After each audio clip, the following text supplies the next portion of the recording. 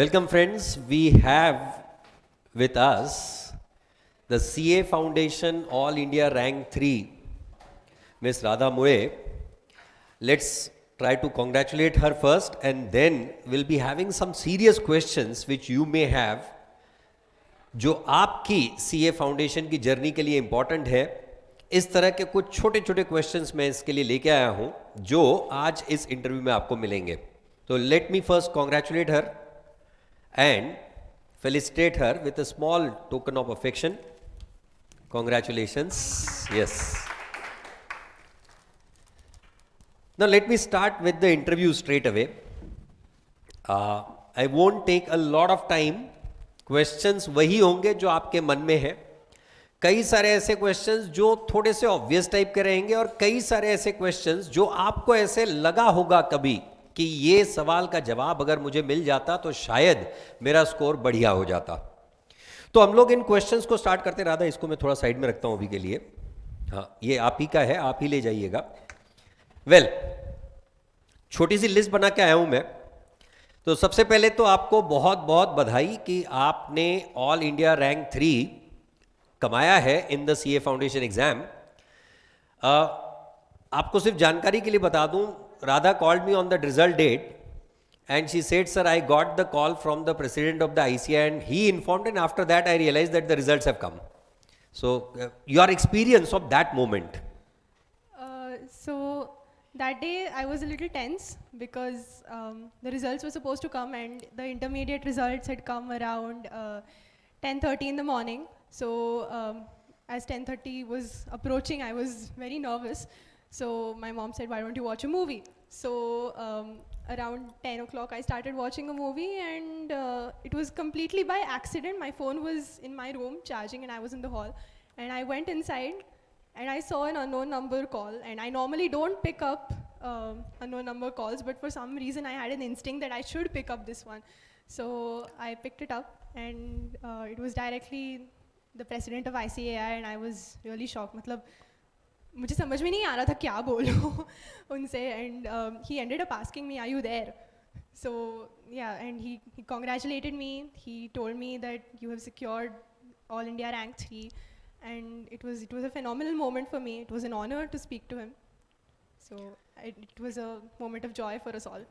Yes, of course. मतलब वो तो ऐसा है कि आप रिजल्ट खुद चेक करने के बजाय आपको प्रेसिडेंट फोन करके बता रहे हैं कि आप पास हो गए और आपकी रैंक है, इससे अच्छा क्या ही अचीवमेंट हो सकता है.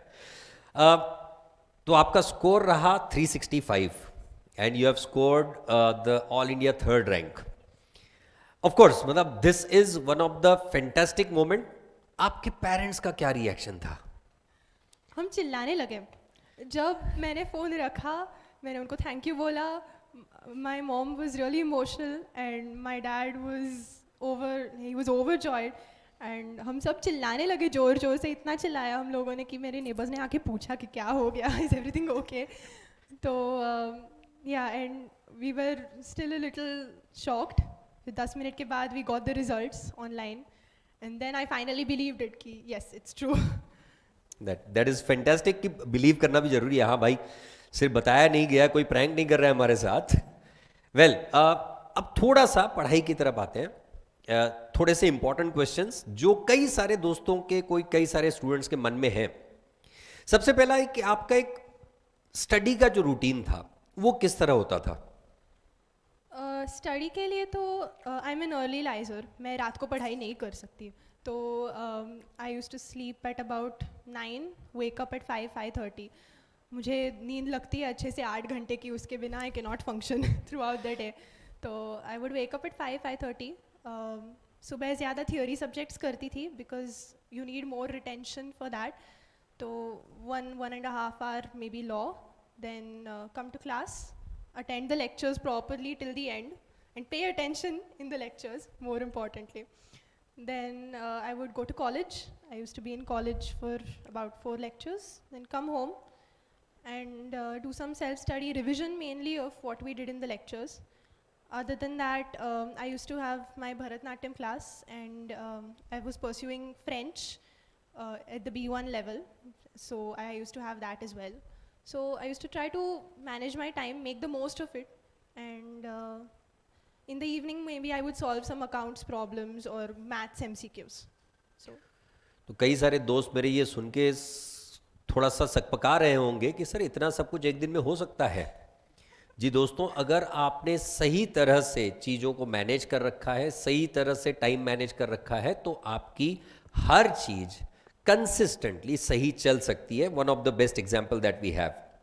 तो एवरेज क्लास के अलावा आपका पढ़ाई कितना समय होता था? एक अगर क्वांटिटेटिव एनालिसिस किया जाए तो कितने घंटे आप पढ़ाई किया करते थे? मैंने ऐसे घंटों में नहीं मेजर किया, but I think around 4 hours other than classes. When we were having our regular lectures, मैं 4 घंटे तो कर रही थी सेल्फ स्टडी में, 1 hour पर सब्जेक्ट। उतना तो देना पड़ता था बिकॉज अगले दिन जब आप क्लास में जाते हो तो कुछ याद नहीं आता। कभी कभी ऐसे 2-3 बार हुआ मेरे साथ, तब मुझे समझ में आया कि नहीं, revision on a daily basis is very necessary. तो घर जाके उतना मैं करती थी और फिर सो जाती थी।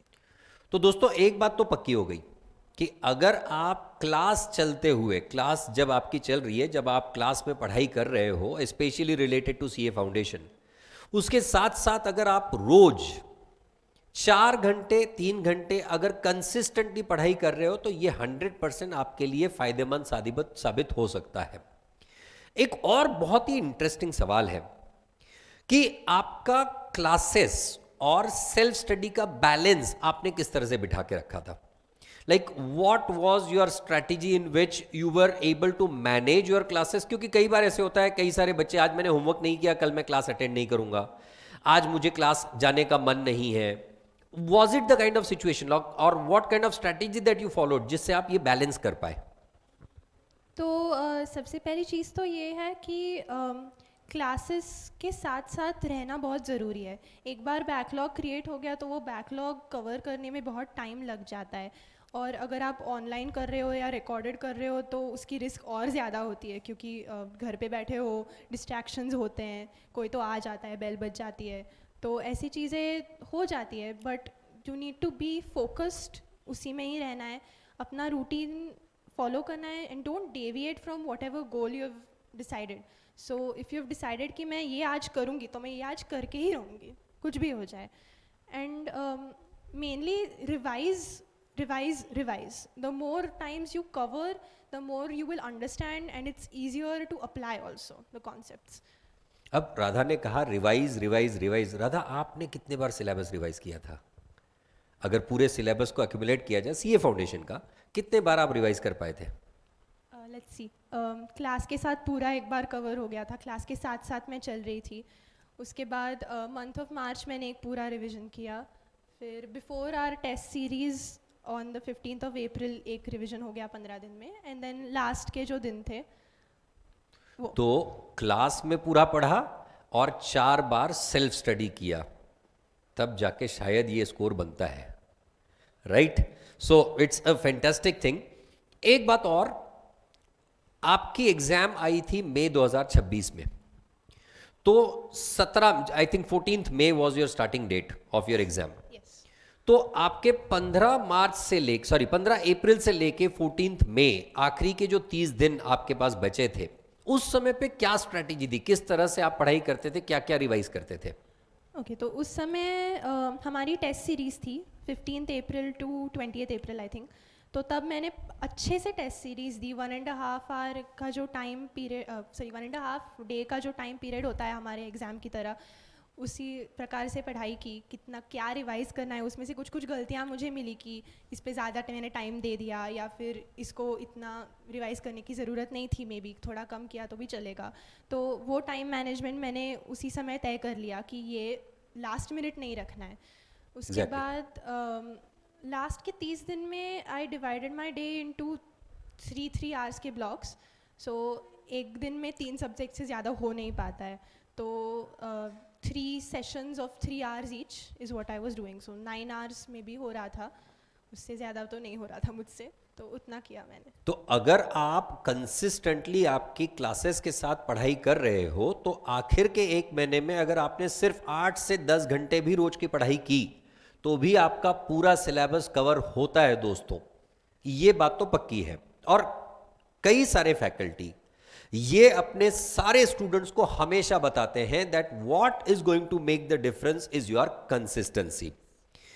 अब दादा थोड़ा सा ना सब्जेक्ट वाइज पे आ जाते हैं, ये तो था ओवरऑल हमने डिस्कस किया, अब थोड़ा सा सब्जेक्ट वाइज पे आ जाते हैं. Subject of accounts, your score is 87. 87 is her score in the subject of accounts.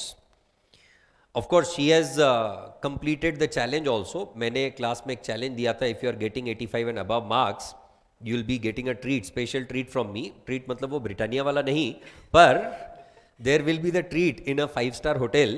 Of course, she has achieved that, and along with her, there are 10-12 more students who have achieved it. 87 सुनने में बड़ा आसान लगता है यार, 87 बन जाते हैं, कौन सी बड़ी बात है. स्टिल बहुत सारे बच्चे अभी भी स्ट्रगल कर रहे हैं कि 50 कैसे बनाए. तो what was your strategy for the subject of accounts specifically? So for accounts, I used to revise at home. Mainly the thing is कि the more number of problems you look at, the more variety of questions you cover. You are covered for most of the scenarios. ऐसा नहीं होना चाहिए exam hall में कि ये कौन सी adjustment है, इसका मैं क्या करूँ. वैसे होता तो है क्योंकि ICAI का पेपर है, मेरे साथ भी हुआ था. लेकिन अगर आप वैरायटी ज़्यादा देखोगे तो इट रियली हेल्प्स अलग अलग एडजस्टमेंट्स के साथ डील करना. और अगर एक सिनेरियो आ गया तो इसके साथ कैसे कौन सी एडजस्टमेंट है वो सब अच्छे से देखना पड़ता है. और क्लास में बहुत प्रैक्टिस करवाई MT सर ने, बहुत ज़्यादा प्रैक्टिस करवाई. इतनी प्रैक्टिस करवाई कि मैं घर जाके सिर्फ देख लेती थी कि इसमें ये एडजस्टमेंट है और ये ऐसे सॉल्व करते हैं. तो घर जाके मुझे ज़्यादा अकाउंट्स के लिए तो करना नहीं पड़ा. बट मैं सजेस्ट करूँगी कि एक बार अकाउंट्स की जो थियोरी है वो बहुत ज़्यादा ओवरलुक हो जाती है बहुत बच्चों से. हमारा जो पहला चैप्टर है मॉड्यूल में वो सर भी करवाते हैं और मॉड्यूल से पेपर में हर बार एक क्वेश्चन डेफिनेटली आया. तो मेरे अटेम्प्ट में भी आया और that helps because every little edge that you put takes you closer. So that was the strategy. बूंद बूंद कर सागर बनता है, इसी तरह से यहाँ 87 भी बन गए. आजकल हमारे सीनियर लोग जो है ना, वो हमारे जूनियर लोग को एक ही बात पे डराते रहते हैं, भाई बाकी सब ठीक है, लॉ देख लियो. और ये डराते ऐसे हैं कि जैसे कोई मतलब ऐसे दहशतगर्दी बना के रखी हुई है उन्होंने. तो आपने लॉ इस सब्जेक्ट को किस स्ट्रैटेजी के साथ, किस प्लान के साथ कवर किया था, मैनेज किया था?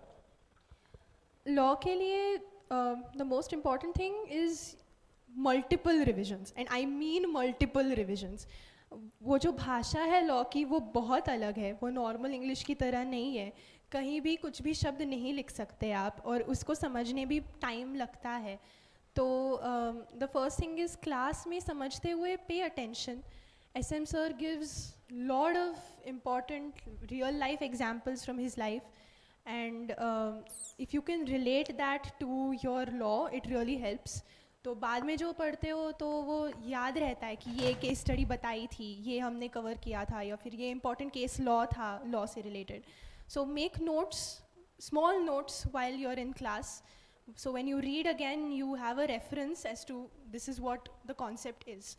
बाद में लॉ के लिए writing practice is important which is overlooked by most people. लोग बोलते हैं कि लिखना अच्छा नहीं लगता, लिखना नहीं आता, पर अगर लिखोगे तो ही आएगा. तो मैंने एक बार पूरा लॉ का मॉड्यूल लिखा था start to end, and that is what made the difference for me. क्योंकि आप जब लिखते हो तो एक एक शब्द पढ़ के लिखते हो तो समझने में ज़्यादा आसान बन जाता है. तो that is what actually helps. तो यही बात है, SM सर, दर्शन सर आपको बार बार याद दिलाते रहते हैं कि लॉ के लिए writing practice is very much necessary. और एक चीज़ मैं ऐड करना चाहूँगी, दर्शन सर ने हमें बताया था कैसे आंसर्स लिखने हैं. So you have your provision, facts of the case, analysis and conclusion. अगर आप ऐसे आंसर प्रेजेंट करोगे तो एग्जामिनर को भी आइडेंटिफाई करने में बहुत आसान बन जाता है. और प्रोविजन का जो सेक्शन होता है, if you can match the law language as much as possible, not in your own words but the actual sections और the actual law language, it really helps, and I think that is what helped me score more in law. देखिए भाई, simple सी बात है, जिस जमीन पे हो उसकी भाषा अगर समझोगे तो वो सामने वाला तुमको अपना लेगा. तो इसीलिए अगर आपको लॉ के आंसर ढंग से लिखने हैं तो आपको लॉ के मॉड्यूल को भी कंसिडर करते हुए आगे बढ़ना पड़ेगा. तो अब आ जाते हैं हम लोग MCQ वाले क्वेश्चन पेपर्स पे. मैथ्स और इकोनॉमिक्स, कितनी होनी चाहिए एमसीक्यू प्रैक्टिस? कोई कहता है कि सर 4-5 हजार एमसीक्यू सॉल्व करना बहुत ज़्यादा ज़रूरी है, कोई कहता है सर सिर्फ कंसेप्ट पढ़ लो, एमसीक्यूज तो सारे अपने आप सॉल्व हो जाएंगे। तो मैथ्स और इकोनॉमिक्स, ये दो सब्जेक्ट्स में क्या होनी चाहिए एमसीक्यू प्रैक्टिस या फिर सही एमसीक्यू आंसरिंग की strategy? MCQs are sometimes really tough, confusing भी हो जाते हैं कभी कभी. For maths, practice again. The variety of questions you look at, you will be prepared for more scenarios. और एक चीज़ मैथ्स में जो मैटर करती है वो है कैलकुलेटर का usage. If you can not use your calculator fast enough, you will lose out time in the exam. So घर पे प्रैक्टिस करते समय I used to use 2 calculators, दोनों साइड बाय साइड रख के आई यूज़ टू प्रैक्टिस, और एक rough sheet रखती थी. और the goal should be that you should be able to solve a question in 1 minute. 1 minute में, यस. 72 सेकंड होते हैं आपके पास इफेक्टिवली पूरे एक एमसीक्यू को पढ़ के समझ के आंसर करके उसको डार्कन करने के लिए. Yes. तो you should be matching that particular time. You have to keep up with your speed. And exam में क्या होता है, रफ वर्क करने के लिए इतना टाइम नहीं रहता. Some of us are used to maths के लिए स्टेप बाय स्टेप लिखना और ऐसे अच्छे से आंसर प्रेजेंट करना जो हमें बोर्ड्स में सिखाया जाता है, वो यहाँ पे नहीं चलता बिकॉज टाइम कम है. तो माई गोल वॉज कि शुरू में एक शीट अगर लग रही है एक MCQ सॉल्व करने में, तो वो धीरे धीरे नील होनी चाहिए, या फिर एक ही लाइन में वो MCQ रफ वर्क के सॉल्व होना चाहिए. That was my strategy. So keep practising फॉर्मूले, कीप लुकिंग एट इट. रात को सोने से पहले I used to look at maths के फॉर्मूला, 1 chapter per day. एंड द theory part of maths also I used to look at. उसके लिए I had taken out my own notes, and GB sir's notes were also really helpful. GB sir जो पढ़ाते हैं class में, he gives you tips and tricks on how to solve quickly and how to solve more accurately. So that is one thing that really helped me, and I did not have to do much after going home. जी बिल्कुल, MCQ practice और साथ ही साथ shortcut के साथ कैसे solve किया जाए, इस पे आपको बहुत ज़्यादा ध्यान देना होगा. राधा जी, हमारे कुछ ऑडियंस जो है ना वो कैमरे की तरफ भी देख रहे हैं, तो थोड़ा सा उनको भी आप उत्तर देते रहिएगा. अच्छा, एक छोटा सा सवाल. 4 सब्जेक्ट थे, कौन सा सब्जेक्ट अगर लगा होगा तो डिफिकल्ट था? लॉ. माय गॉड, सीनियर अभी भी जूनियर को डरा रहा है, यही बात दिख रही है. तो आपने उसको भी कोप अप कर लिया, उसमें भी आपने बढ़िया नंबर ले आए. तो दोस्तों, अगर आपने लॉ की सही से राइटिंग प्रैक्टिस, उसकी लैंग्वेज को कोप अप किया है, तो वहां भी आपको दिक्कत नहीं जाएगी. चाहे कितने भी सीनियर्स बोल लें, कोई दिक्कत की बात नहीं है, आप उस सब्जेक्ट को भी कवर कर पाओगे. मैं सिर्फ ये बोलना चाहती हूँ कि लॉ के बारे में ऐसा माहौल है कि बहुत डरावना सब्जेक्ट है, मार्क्स नहीं मिलते हैं.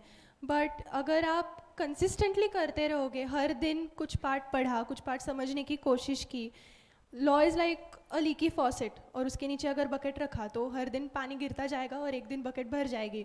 तो वो उसको याद रखते हुए मैंने लॉ की पढ़ाई की थी, एंड थैंकफुली बेहतरीन एग्जाम्पल है ये. It's a leaky faucet and you have to just accumulate the water drop by drop. Do not try to have the whole bucket in a single go, but accumulate it drop by drop. अब आ जाते हैं थोड़ा सा आपके resources किस तरह से आपने फॉलो किए थे और कौन कौन सी चीजों पे आपने फोकस किया था. क्या आपने मॉक टेस्ट दी थी? यस, मैंने एक मॉक टेस्ट दी थी मैंने. और टोटल कितने टेस्ट लिखे थे आपने आपके एग्जाम के पहले? एग्ज़ाम के पहले साल भर में हमारे क्लास टेस्ट चालू रहती थी, वो सारी मैंने बहुत ईमानदारी से दी.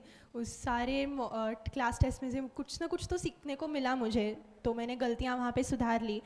और मॉक टेस्ट फुल सिलेबस की मैंने एक ही दी थी. और ICAI के जो 10 मॉक टेस्ट पेपर्स रिलीज़ होते हैं, वो सारे मैंने एक बार कवर कर लिए थे, क्योंकि उसमें भी बहुत वैरायटी ऑफ क्वेश्चंस है, तो वो भी एक बार मैंने देख लिया था. ओके. कहते हैं कि पास्ट ईयर के क्वेश्चन पेपर्स देख लो, उसमें से 2-4 क्वेश्चन तो आ ही जाएंगे. क्या ये होता है और कितना इंपॉर्टेंट है पास्ट ईयर क्वेश्चन पेपर्स को फॉलो करना? पास्ट ईयर क्वेश्चन पेपर्स आपको ये आइडिया देते हैं कि क्या आपको समझ में आ रहा है, क्या आपको वो एग्ज़ाम के सिचुएशन में याद आ रहा है, क्या वो आप इम्प्लीमेंट कर पा रहे हो. So for me I solve 2-3 past year papers exam situation में, सेम टाइमिंग 2 to 5 घर पे टाइमर लगा के 15 मिनट रीडिंग को दे के. So that help me understand कि this is where I am lacking, और प्रेशर सिचुएशन में how I am able to perform.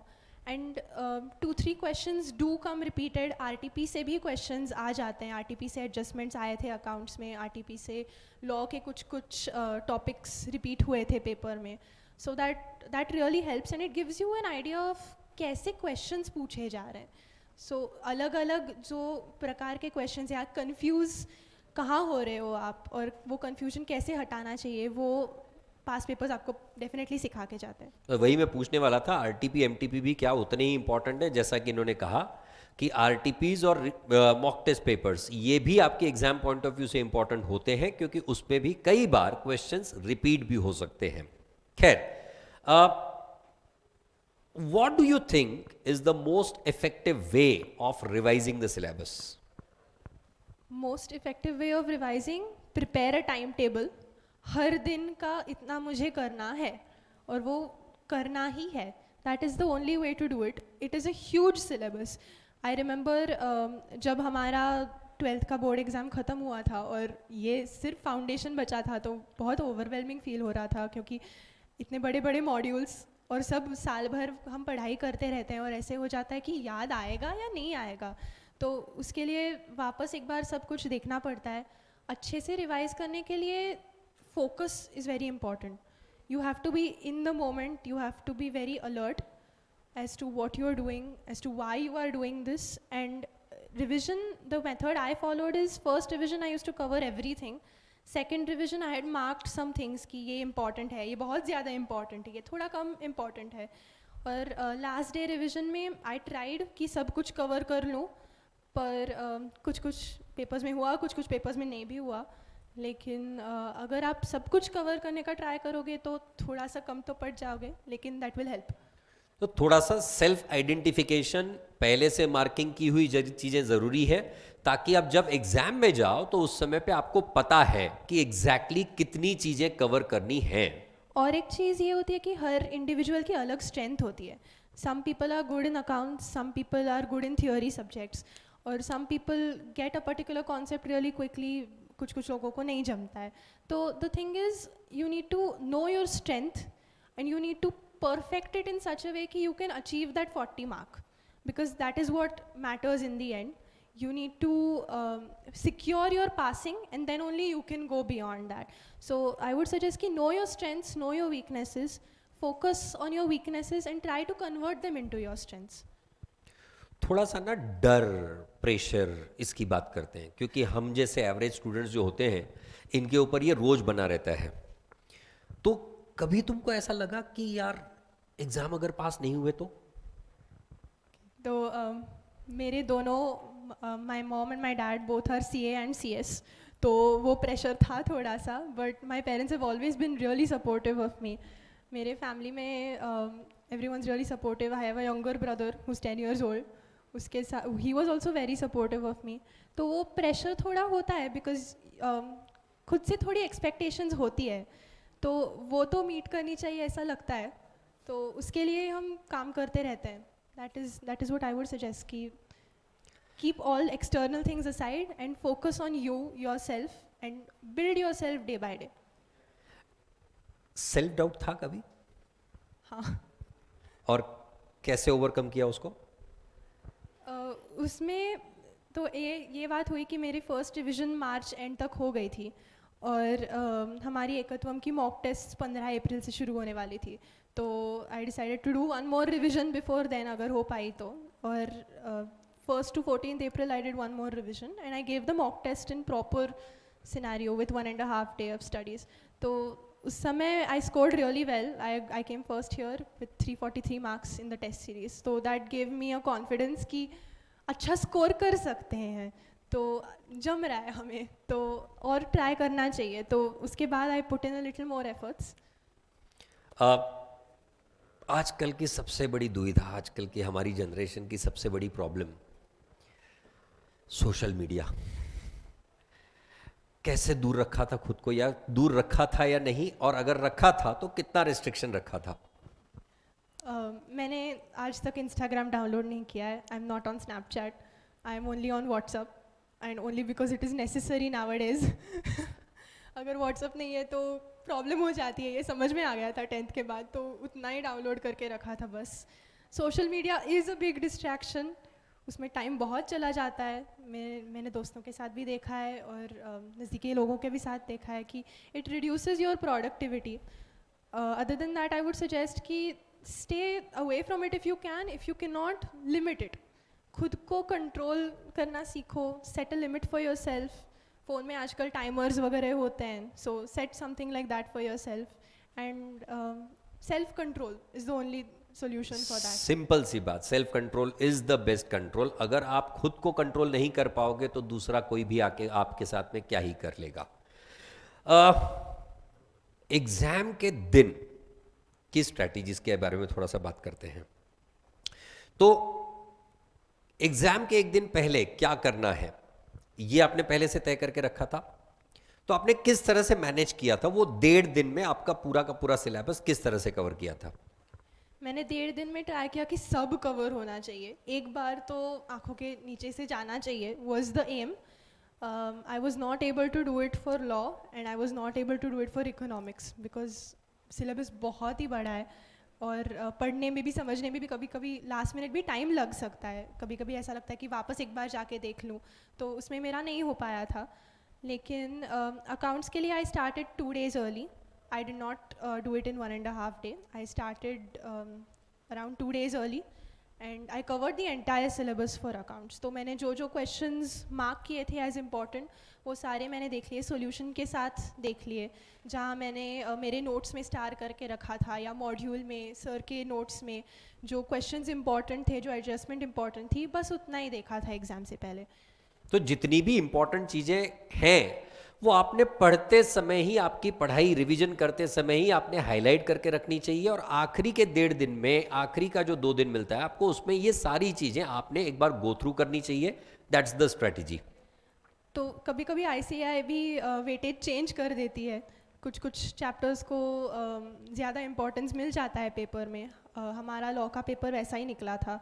So that is why my strategy was try as much as possible to go through everything because syllabus vast है, agreed, but syllabus तो पूरा ही paper पे आने वाला है। तो special contracts 21 mark के लिए पूछ लिया गया था, जहां का वेटेज है लगभग 12 से 15 मार्क का, तो ऑब्वियसली ये थोड़ा सा फर्क पड़ता है। 3 घंटे 15 मिनट अकाउंट्स और लॉ पेपर के लिए, पूरे 2 घंटे आपको मैथ्स और इकोनॉमिक्स के लिए। पहली बात, क्या आपने सारे पेपर पूरे 100 मार्क के कंप्लीट किए थे? yes, सारे पेपर मैंने 100 मार्क्स के अटेम्प्ट किए थे। How did you manage? Was it कि आप सीक्वेंशियली सारे क्वेश्चन सॉल्व कर रहे थे, या जहां आपको ज्यादा कॉन्फिडेंस था उन क्वेश्चंस को पहले डील किया और फिर जो बाकी के क्वेश्चंस थे इस तरह से आपने डील किया? तो जो 15 मिनट मिलते हैं उसमें पूरा पेपर अच्छे से पढ़ लेना चाहिए and you need to decide a sequence and not deviate from the sequence last minute. So जो क्वेश्चन अच्छे से आ रहा है, सब सॉल्व कर पा रहे हो, वो पहले पिकअप करना चाहिए। उसमें कॉन्फिडेंस थोड़ा बूस्ट हो जाता है बिकॉज एग्ज़ाम के दिन थोड़ा टेंशन होता है और कभी कभी डर भी लगता है। तो पहले ऐसा क्वेश्चन उठाओ जो आप अच्छे से सॉल्व कर पाओ, वो पूरा सॉल्व करो and then go to the next question. Personally for me, I solved the compulsory questions last. That was a personal preference because you have to solve it anyways. तो उसमें कोई चॉइस नहीं है, तो मैंने वो लास्ट में सॉल्व किए थे और जो चॉइस वाले थे वो मैंने as per comfort level sequence decide करके रखा था। तो लॉ के पेपर में आपने कहा था कि थोड़ा सा मिसमैच हो गया वेटेज में। Was it a panic situation? Yes, मैं डर गई थी, बहुत डर गई थी। When I saw the paper I realised कि this is a tough paper for me, at least I found it to be scary and फिर मैंने I took 2-3 deep breaths and I said कि you have studied, you will be able to do this. So I figured out first कि what I can solve 100% correctly and I solved that particular question first and after that my confidence was a little better and I solved the rest of the questions. For law I think it is important that you read the question very very carefully क्योंकि question में से छोटे छोटे details होते हैं जो पूरे question का आंसर ही बदल देते हैं। कुछ there are some conditions or there are some words that indicate that this section should be applied here. So if you can identify those words then you will be able to do the paper well. तो इसका मतलब तो दोस्तों ये हो गया कि अगर आपका क्वेश्चन पेपर अचानक से आपको लगता है कि ये डिफिकल्ट है, हो सकता है, कोई बड़ी बात नहीं है, क्योंकि there are some tricky adjustments coming in accounts, there can be some weird kind of questions in law, उस समय पे सिर्फ आपके रिश्तेदार कौन है वो ढूंढिए।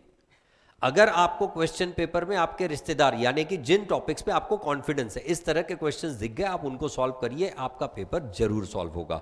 तो पैनिक को भी मैनेज करना जरूरी है। एक बात जो बहुत ही इंपॉर्टेंटली पूछूंगा मैं, इस पूरी पढ़ाई के दौरान, आपके पूरे फाउंडेशन के प्रिपरेशन के दौरान, क्या लगता है आपको कि ये आपकी एक मिस्टेक थी, ये अगर मैंने अवॉइड की होती तो शायद आज AIR 3 की जगह AIR 1 भी हो जाता?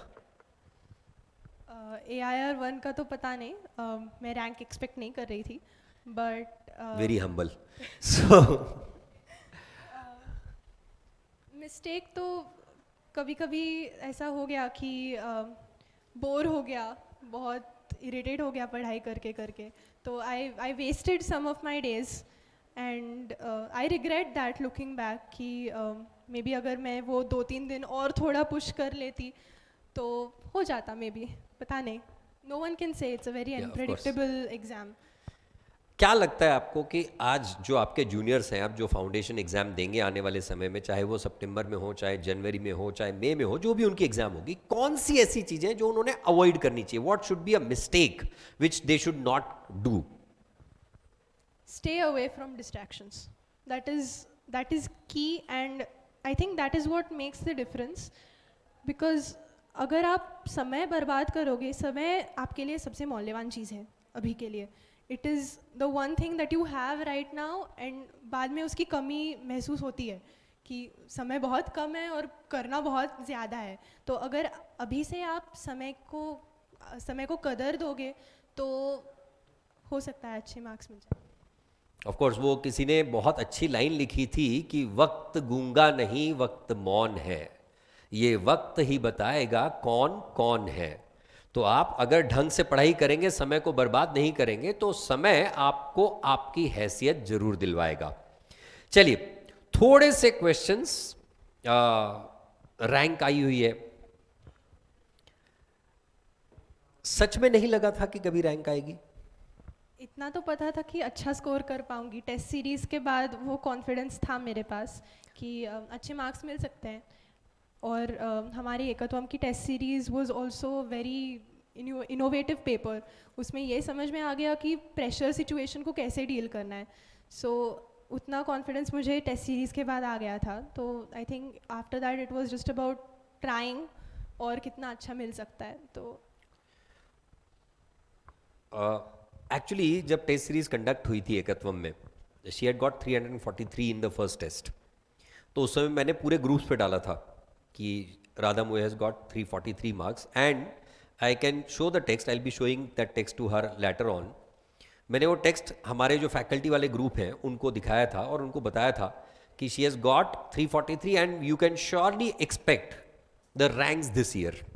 This was the confidence at that time. I did not disclose it till date to anyone, and this was my disclosure at that time, and I mentioned this very categorically, क्योंकि जिस तरह के scores हैं इस बार एकत्वम में, specially 300 and above के marks कर आप देखेंगे, हम लोग किसी भी तरह का फेक प्रोपोगंडा करने में बिल्कुल इंटरेस्टेड नहीं है। हमारे पास प्रूफ्स है और हम लोग लाइव बच्चे भी लेके आ सकते हैं, सिर्फ फोटोग्राफ के साथ नहीं।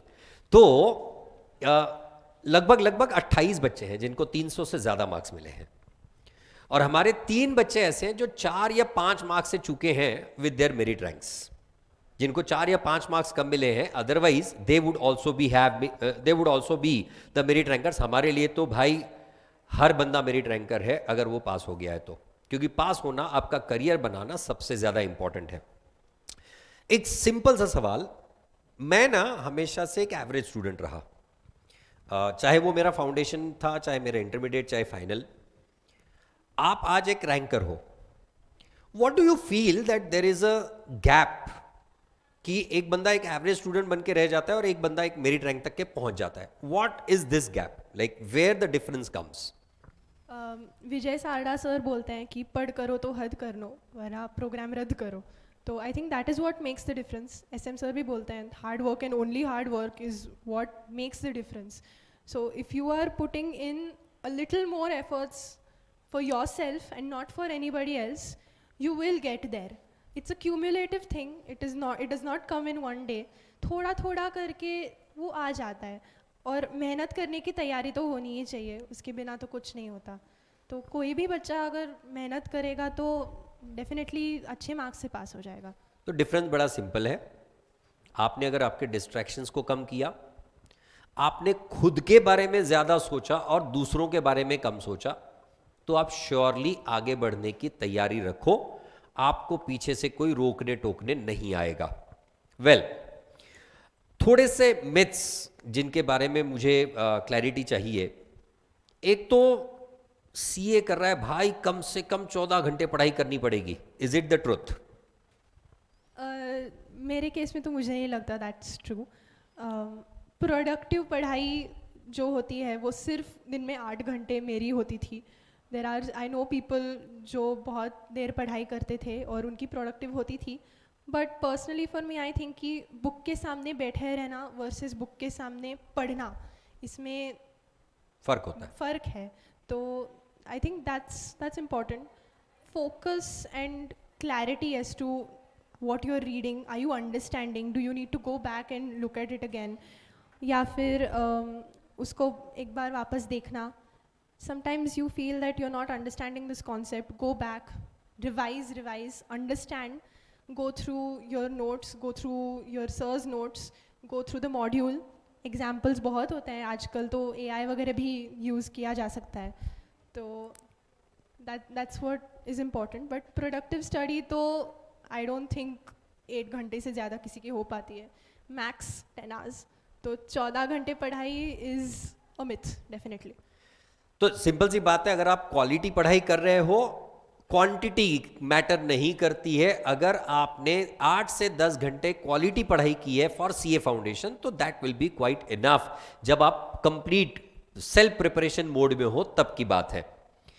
अच्छा, एक थोड़ा सा पर्सनल मेरे एंगल से सवाल, क्या सेल्फ स्टडी से सीए फाउंडेशन क्लियर किया जा सकता है कि कोचिंग की मदद होती है? Do the classes help in your studies? Yes, classes definitely help. मेरे केस में तो it was really important for me. मैंने सारे lectures अच्छे से attend किए, start to end attend किए, and the kind of examples, the kind of exposure that you get in a class, वो टीचर के सामने बैठना, टीचर से बात करना, डाउट होगा तो पूछ लेना, that is what makes the difference, I think. Self study, maybe it's possible, but I don't think I could have done it. Okay.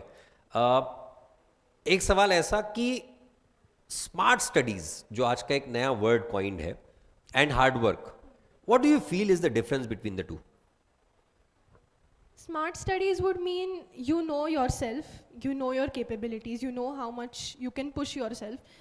And hard work would mean just maybe following the crowd, working, but not thinking while you're working. You're not in the moment, you're not proactively thinking about what you're doing is right or wrong, you're just going with the herd. So hard work, yes, it's important, but smart work is more necessary. You need to know, like I said before, strengths, weaknesses, where you're lacking and where you need to improve yourself. So that is smart work, I believe. That's good. मैंने semi English school से था. मेरी English सच में कमज़ोर थी. आज तो ठीक है, फैकल्टी बन गए, over the period of time बढ़ा रहे हैं, बहुत सारी रीडिंग होती है, इस वजह से आज दिक्कत नहीं है. आज अगर कोई बच्चा है जिसकी इंग्लिश थोड़ी सी कमज़ोर है, how should he cope up with the subjects like say law, और for the subject like economics जहाँ पे न्यूमेरिकल्स कम होते हैं बट थ्योरी पढ़ने में ज़्यादा होती है, तो उन्होंने अपनी इंग्लिश को कैसे इंप्रूव करना चाहिए, अगर आप कुछ टिप्स दे पाओ तो? Keywords is one thing that helps. तो हमारे जो लॉ और इकोनॉमिक्स के मॉड्यूल है वो थियोरी से भरे हुए हैं, तो मैं कीवर्ड्स अंडरलाइन कर लेती थी कि this is the word that should be in your answer. Economics में I used to box the potential MCQs, वहाँ पे स्टार करती थी. तो maybe rereading as much as possible will help with such a problem. Okay. और keywords पे ध्यान दीजिए, जो डिफिकल्ट वर्ड्स लगते हैं उनके मीनिंग निकाल के रखिए ताकि आप कोप अप कर पाएं कॉन्टेक्स्ट के साथ आप एक पर्टिकुलर पैराग्राफ, एक पर्टिकुलर पैसेज को समझ पाएं, क्योंकि चीजें समझोगे तब न जाके एक्सप्रेस कर पाओगे। क्योंकि मैं हमेशा कहता हूं, इजहार ऐसा करिए कि इकरार ही हो। वेल, एक छोटा सा रैपिड फायर चलाते हैं, फास्ट फॉरवर्ड में आपको आंसर देना है। What was your favourite subject? Accounts. Toughest subject? Law. One word for CA foundation Good. And the book that you would recommend? Sir's notes, module, RTP, MTP. बहुत सारे हो गए। One habit that changed everything for you Consistency. And one mistakes that student should never repeat? Don't get distracted with unnecessary things. Any message that you would be liking to give to the students of the next exam? I would like to say work hard, keep faith in yourself, focus on what's important to you. बाहर की दुनिया बहुत बड़बड़ करती है, बहुत चीज़ें आपको बताती हैं which is not necessary. So learn to filter, learn to take what's important and leave everything aside. When you sit at your desk to study, keep a clear mind and take deep breaths, take frequent breaks also because that is important. उसके बिना you cannot study. And yeah, give it your all. Don't fall short in your preparations, otherwise you will fall short in your exam also. बस अब कुछ ही क्षणों में इसको हम लोग इस इंटरव्यू को ख़त्म करेंगे, पर उसके पहले छोटे छोटे एक फाइनल क्लोजिंग काइंड ऑफ सवाल। A big achievement, it is all your efforts, but is there any person to whom you would dedicate, yes, these are the people? My parents, my brother, my friends, my teachers, my professors, everyone was here every step of the way. My teachers were always a phone call away. कुछ भी लगे तो I used to message them, I used to call sir and I used to talk to him, I used to get my doubts solved in time. My parents who have been here every step of the way, my mom and my dad who have always supported me. Whenever I was down, they would be right there with me and supporting me and giving me the courage to keep pushing every day because that is what is required. My brother, thank you for making me laugh always. Yes. And my grandparents, my teachers. Yes, of course. अगर आपके surrounding में लोग आपको support कर रहे हैं तो आप 100% सही तरह से आगे बढ़ सकते हो। पहले आपने कह दिया, पर एक बार आखिरी में 3 इंपॉर्टेंट टिप्स जो आप आने वाले स्टूडेंट्स के लिए दे सकते हो। 3 important tips. Stay consistent, stay away from distractions, and keep going no matter how tough it gets, no matter what people say. Just keep pushing and you will get there. Next target intermediate में merit rank? Let's see. अभी तो ये ऐसा होता है starting कि the अगर कोई journey. मेरिट रैंक आ जाए तो होप्स बढ़ जाती है, हर बंदे की एक्सपेक्टेशन बन जाती है। नहीं, वैसे तो मैंने तय कर लिया कि we'll see there are a lot of new subjects at intermediate, तो we'll see how it's working out और आप- see how it goes. Yes, आप किसी भी तरह से सोचें, हमारी पूरी टीम की तरफ से आपको बहुत बहुत शुभकामनाएं होगी कि आने वाले समय में भी आप इसी तरह से बेहतरीन परफॉर्म करते रहें और आपके पेरेंट्स और आपके टीचर्स का नाम हमेशा इसी तरह से रोशन करते रहें। Thank you very much Radha for giving such kind of wonderful insights to the students who are pursuing the CA foundation course. दोस्तों, आपको श्योरली ये पूरे इंटरव्यू में बहुत सारी एडिशनल इंफॉर्मेशन मिली होगी। अगर फिर भी आपको किसी भी तरह के सवाल हैं तो आप कमेंट बॉक्स में लिख दीजिएगा, हम जरूर जवाब देने की कोशिश करेंगे। Thank you very much Radha. Thank you Thank you for having me. Thank you.